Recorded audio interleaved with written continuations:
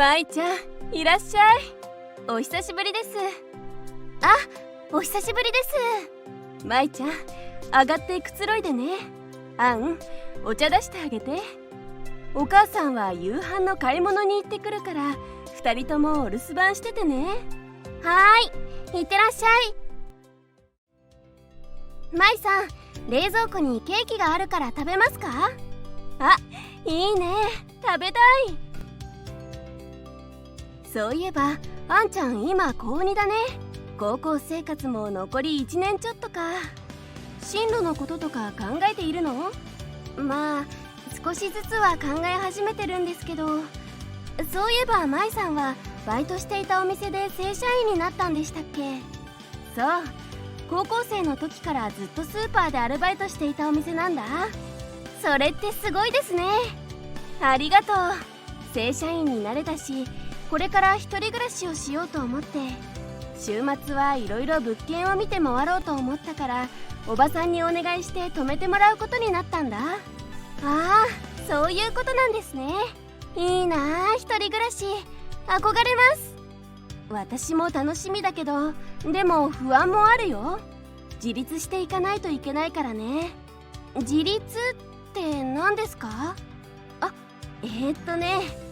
自立は漢字でこう書くんだけど、要するに他の人の力に頼らないで自分のことは自分でするってことだよ。今までは親が面倒見てくれていたけど、これから一人暮らしをしたら何でも自分でやらなきゃいけないでしょ。給与が入ったらそのお金の中でやりくりしなきゃいけないし、まあそれが自立ってことかな。へえ、そういうことですか。ちなみにさ、別の自立もあるんだよ。別の自立？何ですかそれ？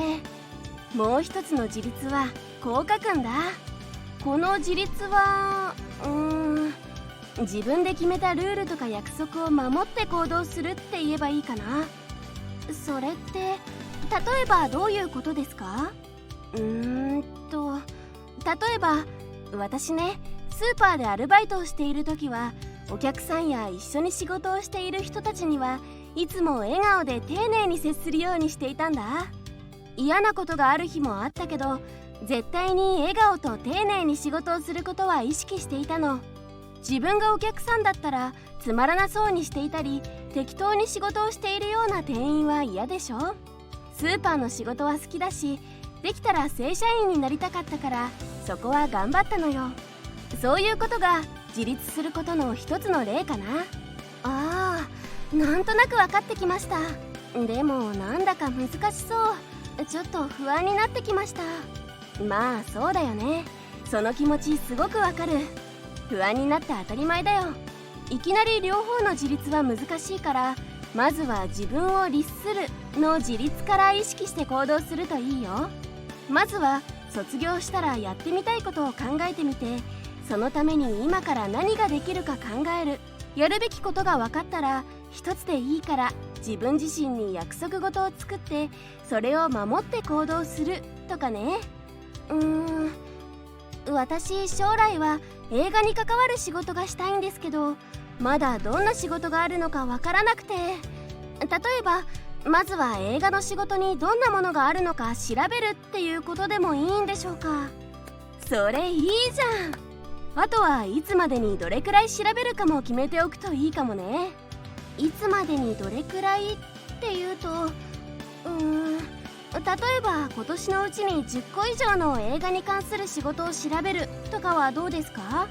おお、具体的で素晴らしい。今年のうちに10個も映画に関する仕事のことが分かったら、自分がどんな仕事に興味がありそうか考えることができるよね。確かに。舞さん、ありがとうございます。いえいえ、私でよければいつでも相談に乗るよ。